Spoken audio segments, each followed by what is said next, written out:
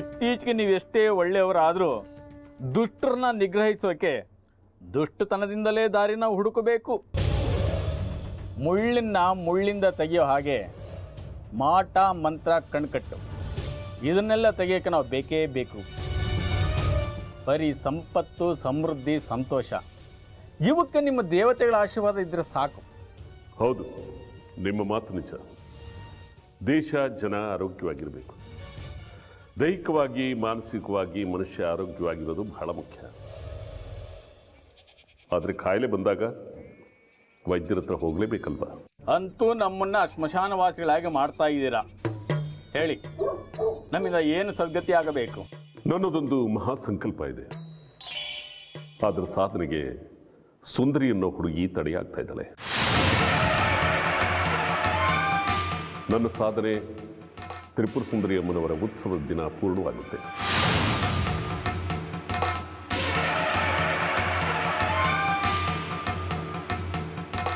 ಇಲ್ಲಿಯವರೆಗೂ ಆ ಹುಡುಗಿನ ನಾನೇ ನಿಯಂತ್ರಿಸ್ತಾ ಇದ್ದೆ.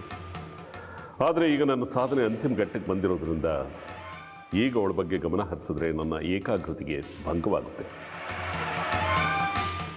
ಆ ಕಾರಣದಿಂದ ನಿಮ್ಮ ಸಹಾಯ ನನಗೆ ಬೇಕು.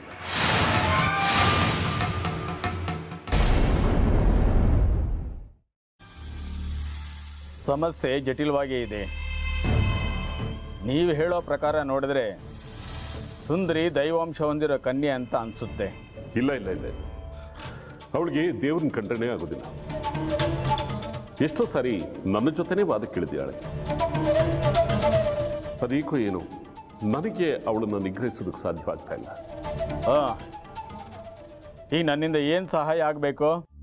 ಉತ್ಸವ ಕಾಲದವರೆಗೆ ಅವಳು ನನ್ನ ದಾರಿಗೆ ಅಡ್ಡ ಬರದೇ ಇರೋ ಹಾಗೆ ಅವಳನ್ನು ನಿಷ್ಕ್ರಯಿಸೋದಕ್ಕೆ ಸಾಧ್ಯನಾ? ನಿಮ್ಮ ಹಿಡಿತದಲ್ಲಿ ಇಟ್ಕೊಳ್ಳೋದಕ್ಕೆ ಸಾಧ್ಯನಾ?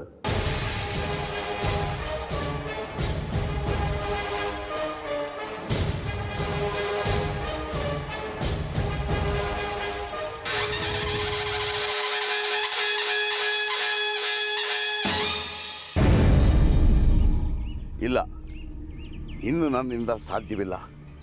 ಎಷ್ಟು ಅಂತ ಈ ಹೊಟ್ಟೆಲಿ ಗುಟ್ಟನ್ನು ಇಟ್ಕೊಳ್ಳೋದು? ಒಂದಿನ ಹೊಟ್ಟೆ ನೋವು ಬಂದು ನನ್ನ ಹೊಟ್ಟೆ ಒಡೆದು ಹೋಗುತ್ತೆ ಅಷ್ಟೇ. ಅಪ್ಪ ಹೇಳ್ತಿದ್ರು ಕೆಲವು ಕಹಿ ಸತ್ಯಗಳನ್ನು ಹೇಳಬೇಡ ಅಂತ. ಆದರೆ ನನಗೆ ಗೊತ್ತಿರೋ ಸತ್ಯನ ನಾನು ಮುಚ್ಚಿಟ್ಕೊಂಡ್ರೆ ನಾನು ಸಾಯ್ತೀನಲ್ಲ. ಅದರ ಬದಲಿಗೆ ಅವರೇ ಪರಿಹಾರ ಕಂಡುಕೊಳ್ಳಿ, ಅವರವರ ಕರ್ಮ ಅವರೇ ಅನುಭವಿಸ್ಲಿ. ಅಮ್ಮ ಸುಂದರಿ, ತ್ರಿಪುರ ಸುಂದರಿ. ನಮಸ್ಕಾರ. ನಮಸ್ಕಾರಮ್ಮ. ಅವಳು ದೇವಸ್ಥಾನಕ್ಕೆ ಹೋಗಿದ್ದಾಳೆ, ಒಳಗೆ ಬನ್ನಿ. ಇಲ್ಲಮ್ಮ, ಈಗ ಪುರ್ಸೊತ್ತಿಲ್ಲ.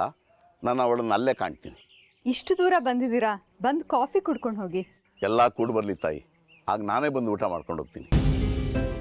ಬರ್ತೀನಮ್ಮ. ಇವ್ರು ಏನು ಅಂತಾನೆ ಅರ್ಥ ಆಗೋದಿಲ್ಲ. ಉಪಾಸಕರ, ಆರಾಧಕರ ಅಥವಾ ಯೋಗಿಗಳ, ಇಲ್ಲ ಹುಚ್ಚರ?